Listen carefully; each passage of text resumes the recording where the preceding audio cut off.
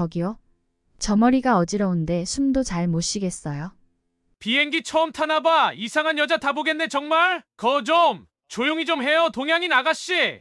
다른 사람한테 불편하게 만들지 말고. 고객님 불편하시더라도 참으세요. 아니 저 진짜 어지러운데. 결국 외국 항공사의 비행기 안에서 갑자기 대학생으로 보이는 동양인 여성이 쓰러지고 맙니다.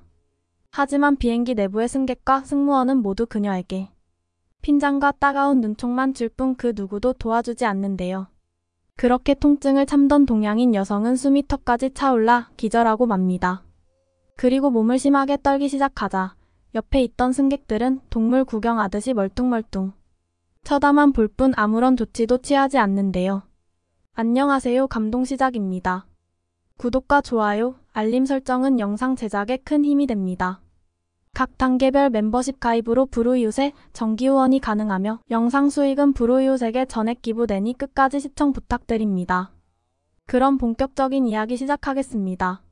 안녕하세요. 저는 싱가포르에 사는 28살 여성 제이리 씨라고 합니다. 직업은 의상 디자이너입니다. 프리랜서 디자이너는 아니고요. 의류회사 소속 디자이너입니다. 작년에 어려운 경쟁률을 뚫고 어렵게 입사한 회사예요. 대기업까지는 아니지만 그래도 나름 탄탄한 중견 의류회사라서 최종 합격이 된 후 부모님이 참 많이 좋아하셨습니다. 여기 의류회사 전에는 개인 디자이너 의상실에서 디자이너로 일을 했었는데 참 열악한 환경이었거든요. 야근도 많았고 월급도 업무 강도에 비해 적었고 거기에다가 집에서 멀어서 출퇴근도 힘들었죠. 그거에 비하면 지금 다니는 의류회사는 정말 너무 마음에 듭니다. 그래서 더욱더 열심히 하려고 하고 있는데 그런데 딱 한 달 전에 회사에서 좀 무리한 업무를 저에게 맡겼습니다.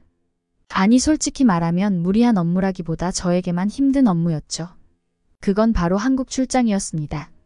저는 저랑 꽤 친한 팀장님께 출장에 관해 물었습니다. 그리고 적당한 기회를 봐서 못 가겠다고 얘기하려고 했어요. 근데 그게 쉽지가 않았습니다. 팀장님의 말로는 이번 한국 출장은 말만 파견 근무지. 실제로는 한국의 패션을 직접 보고 오라는 거의 휴가 같은 출장이라고 하더라고요. 우리 회사와 자매 결연을 한 한국의 회사에 가서 견학 정도 하고 한국의 여러 패션 흐름을 파악할 수 있는 대표 관광지를 돌면서 보고 느끼고 오면 되는 그런 여행 같은 출장이라고 했습니다. 저는 그 말이 이해가 안 갔습니다. 도대체 왜? 입사한 지 1년밖에 안 된 아직 신입이라면 신입인 디자이너에게 이런 혜택을 주는 건지? 팀장님 말로는 회사에서 저한테 기대치가 높고 가능성이 무한한 직원이라는 평가가 있다고 하더라고요. 그 얘기를 듣는데 부담감도 있었지만 한편으로 기분도 좋았습니다. 회사에서 제 잠재력을 높게 평가한 거니까. 하여간 그래서 한국에 가서 패션 견문도 넓혀도 한국에서 많은 영감을 얻어서 좋은 의상을 디자인하라고 하시더라고요. 저는 거절할 수 없었습니다. 근데 당연한 거 아니냐는 생각하시겠죠? 아니요, 저는 사실 비행기에 대한 정말 최악의 악몽 같은 트라우마가 있습니다. 그게 뭐냐고요? 그 얘기를 한번 들려드리겠습니다. 그러니까 때는 6년 전 대학교 때였습니다. 저는 혼자서 유럽 여행을 갔었죠. 그 나라는 얘기하지 않겠습니다. 만약 그 나라의 그 공항에서 이 영상을 본다면 저를 고소할 수도 있기 때문입니다. 하여간 그 나라는 세계적으로 패션이 유명한 나라였죠. 그 나라 이 정도만 하겠습니다. 여자 혼자서 유럽 여행을 한다는 건 참 위험한 거라고 주변에서 말렸지만 저는 개의치 않고 혼자 자유여행을 했습니다. 그런데 정말 주변의 우려가 현실이 되더라고요. 그 나라에서 인종차별과 바가지 씌우는 건 기본이었고 소매치기도 당했고 성추행까지 당했습니다. 정말 끔찍한 기억이었죠. 그렇게 정말 최악의 여행을 이어가던 중에 정말 최악의 끝을 본 일이 있었죠. 사실 저는 그 당시 약간의 뇌전증이 있었습니다. 증상이 아주 심하지 않았기에 크게 생활에 제한을 받는 정도는 아니었어요. 하여간 유럽의 다른 관광지를 이동하려고 저는 고속열차 대신 비행기로 이동을 하려고 공항에 갔었습니다.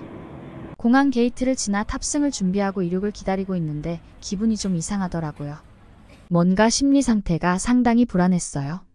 그리고 이륙을 했고 한 5분쯤 지났을까? 비행기가 상당히 흔들리더라고요. 심리 상태도 불안한 상태에서 비행기까지 흔들리니까 더 불안했습니다. 제가 몸을 바들바들 떨고 있자 옆에 남자 승객은 자기 친구에게 뭐라고 막 자기들끼리 얘기했는데 대충 들어보니까 무슨 저를 알코올 중독자 내지는 마약 중독자 같다고 흉을 보는 겁니다. 너무 기가 막혔어요. 정말 그 남자들은 인류애라고는 전혀 없는 인간들이었죠. 옆에 사람이 몸이 좀 불편한 것 같으면 괜찮냐고 많이 안 좋은 거냐고 묻기도 하고 승무원에게 얘기도 해주는 게 인간의 도리잖아요. 근데 뒤에서 근거 없는 비난이나 하고 정말 기분이 나빴습니다. 그렇게 불안한 상태로 계속 가는데 저는 결국 뇌전증. 그러니까 쉽게 풀어서 간질 발작을 하게 되었습니다. 그리고 간질 발작이 끝나고 겨우겨우 정신을 차렸는데 저를 마치 동물원의 원숭이 보듯이 노려보는 승객들과 저를 노려보는 비행기 직원들을 보고 정말 더 힘들었죠. 보니까 비행기가 다시 원래 위치로 회항을 하는 거더라고요. 저는 그 이유가 저를 빨리 응급실에 보내주려고 그러는 줄 알았는데 헉. 비행기에서 내린 저는 바로 구금이 되었고 경찰 수사를 받기 시작했어요. 죄목이 뭔 줄 아세요? 항공기 내에 소란으로 신고당한 상태였습니다. 아니 어떻게 간질 발작을 소란으로 보는 건지? 그 나라 사람들은 어떻게 그렇게 의료적인 지식이 없는지 너무 이해가 안 갔습니다. 결과부터 말하면 저는 벌금형을 받았습니다. 여러분들 솔직히 말해서 그게 벌금형 받을 일입니까? 제가 무슨 죄를 지은 게 아니잖아요? 꾀병을 부리면서 승무원들을 힘들게 한 것도 아니고요. 저도 어쩔 수 없는 상황에서 그런 건데 제가 기내에서 공포심을 유발했느니 어쩌니 갑질을 했느니 어쩌니 정말 인류애를 상실한 그 나라의 모든 인간에게 오만정이 다 떨어졌죠. 그 악몽 같은 기억 때문에 저는 비행기는 절대 안 타려고 했는데 한국 출장 때문에 또 비행기를 타야 한다니 정말 막막했습니다. 나름 선진국이라는 유럽의 한 나라에서 그런 어이없는 일을 당했는데 아시아의 작은 나라 한국에서는 또 어떤 일을 당할지 모르잖아요. 그래도 유럽과 비교하면 한국은 5시간 조금 넘게 걸리는 비교적 가까운 나라인 게 천만다행이라고 생각했죠. 그래도 물론 너무 가기 싫은 마음은 어쩔 수 없었지만요. 하지만 저는 지금 회사에서 오래 직장 생활을 하고 싶어서 결국 한국행을 결심했습니다. 그리고 일주일간의 한국 출장을 준비했어요. 오랜만에 타는 비행기 그래도 기상 환경이 좋아서 흔들림 없이 무사히 갈 수 있었습니다. 하지만 고비는 한국의 지하철에서 찾아왔습니다. 많은 사람이 붐비는 낯선 곳에 오니까 또 심리 상태가 불안해지기 시작했습니다. 그리고 또 예전에 유럽에서 겪은 악몽이 떠올랐어요. 행여나 여기서 또 발작을 일으켜서 공포감 조성 및 소란으로 또 신고를 당한다면 지금 다니는 회사에서 저를 안 좋게 볼 거고 그러면 해고 당할 수도 있다는 생각에 불안감이 들었습니다.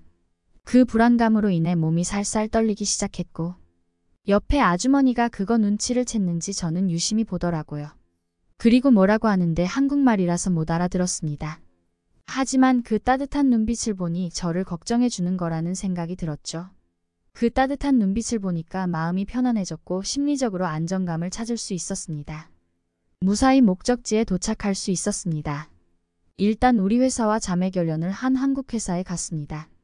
회사에서 어느 한 직원이 가이드를 자청해서 저와 함께 압구정과 같이 한국의 패션 트렌드를 한눈에 알 수 있는 핫플레이스인 곳을 같이 다녔습니다. 그리고 한국에서 열리는 패션쇼도 갔었는데요. 경복궁에서 열린 패션쇼는 특히나 이색적이고 멋있었죠. 하여간 한국 사람들은 정말 스타일리시한 사람들인 걸 알게 됐습니다. 사실 저는 한국에 오기 전까지는 한국 사람들은 개성이 없는 사람들인 걸로 오해를 했거든요. 예전에 인터넷으로 봤었는데 한국에서는 유명 연예인 입고 나온 옷이 시중에 나오면 바로 완판되는 그런 연예인이나 따라하는 그런 사람들로 알고 있었고 또 단체로 등산복이나 롱패딩만 입는 그런 국민인 줄 알았는데 전혀 아니었습니다.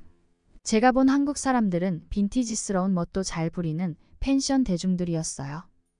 물론 등산복을 입은 중년 어른들은 가끔 보이긴 했지만 그건 개성이 없어서가 아닌 등산을 정말 좋아하는 사람들이 많은 걸로 해석했죠. 등산복같이 실효성이 좋은 옷을 입는다고 개성이 없는 건 아니잖아요. 한국을 정의하면 맛과 멋과 정이 많은 나라라고 생각했습니다. 그렇게 일주일에 여행 갔던 출장을 마치고 싱가포르로 돌아가려고 인천공항에 갔어요. 탑승하고 편하지 않게 앉아서 이륙을 기다리고 있었습니다. 잠시 후 이륙을 했는데 비행기가 좀 떨리기 시작하더라고요. 안내방송이 나왔습니다. 한국어로 나오는 방송은 제가 알아들을 수 없었지만 뒤이어 나오는 영어를 된 안내방송은 들을 수 있었죠. 비행기 흔들림의 원인이 난기류 지역을 지나가고 있어서라고 하더군요. 원인을 알아서 불안감이 조금 해소되긴 했지만 여전히 불안했습니다. 그리고 또 간질 발작을 했습니다. 그런데 예전과는 달리 제 옆에 있던 젊은 여성분이 재빨리 승무원에게 연락을 해주셨고, 제가 간질 발작이 멈췄을 때쯤 승무원은 승객 중에서 혹시 의사가 있으시냐고 다급히 찾고 있더라고요. 불행히도 의사는 승객 중에 없었지만 그래도 그렇게 승객이 아프니까 적극적으로 나서고 도와주는 승무원과 승객들에게 감사함을 느꼈습니다. 예전에 제가 간질 발작을 일으켰다고 기내 소란으로 치부하던 인간들과는 전혀 달랐습니다. 승무원은 그 뒤로도 수시로 와서 제 몸 상태를 체크했고, 제 옆에 앉은 승객은 본인도 피곤할 텐데 영어로 괜찮냐고 수시로 물어보면 다독여 주었고, 제가 안정을 취할 수 있게 많은 얘기를 해주었습니다. 그렇게 무사히 가나 싶었는데 또 간질 발작 증세가 기내가 술렁일 정도로 심하게 왔습니다. 정말 위험한 상황이었는데 어느 한 남성이 저를 구해주는 겁니다. 저는 당시에 발작이 온 상태여서 정확히 파악은 못했지만 간질 발작이 끝나고 보니 제 옆에는 웬 젊은 남자가 있었어요. 그 남자는 정식 의사는 아니라 직전에 승무원이 혹시 승객 중에 의사가 있냐는 묻는데 가만히 있었지만 그러다가 사람이 잘못될 수 있겠다는 생각에 나섰다고 하더군요. 승무원에게 물어보니까 그 남자는 한의 대생인데 혈 자리로 응급처치를 했다는 겁니다. 저는 의아했어요. 혈 자리로 응급처치? 말 그대로 손으로 혈 자리를 눌러서 응급처치했다는 겁니다. 여러분들 예전에 이런 뉴스 기억하시나요? 신장 카스에서 우르무치로 가는 CA-1478 비행기에서 30대 남성 한 명이 돌연 간질 증세를 보이며 정신이 흐려져 입에 거품을 물고 쓰러졌다. 마침 같은 비행기에 타고 있던 상하이 출신 의사 태니가 이쑤시개 2개로 환자의 머리혈 자리를 자극했고, 항공편이 목적지에 다다르기 10여 분 전 환자는 의식을 회복했다는 뉴스요. 그 한의사는 그 뉴스를 유심히 보고 그 의사의 판단력과 순발력에 감동했고, 본인도 위급한 일이 생기면 그렇게 좋은 판단력과 순발력으로 생명을 구해야겠다는 생각을 했다고 하더군요. 하지만 아직 본인은 의사가 아닌 만큼 이쑤시개와 같이 날카로운 물건으로 직접적인 치료를 하는 건 너무 위험할 수 있기에 본인을 손으로 응급처치를 했다는 겁니다. 저는 그 얘기를 듣는데 정말 감사함을 느꼈습니다. 정말 한국 사람들에게 감동했습니다. 이렇게 따뜻하고 멋진 나라가 또 있을까 싶었습니다. 다시 한번 이 자리를 빌려서 한국인 여러분께 감사 인사드리겠습니다. 한국인 여러분들 정말 감사합니다. 오늘의 이야기는 여기까지입니다. 응원이나 남기고 싶은 말이 있으시면 댓글로 남겨주세요. 사연자분께 전달해 드리겠습니다. 저희 감동시작은 실제 사연 제보를 받고 있습니다. 채택되신 분께는 선물도 드리고 있습니다. 저희의 사연이 여러분의 하루에 작은 힘이 될 수 있었으면 좋겠습니다. 감동적인 사연을 주변 사람들에게 공유하고 함께 이야기 나눠보세요. 끝까지 시청해주셔서 감사합니다. 더욱더 좋은 영상으로 찾아뵙겠습니다.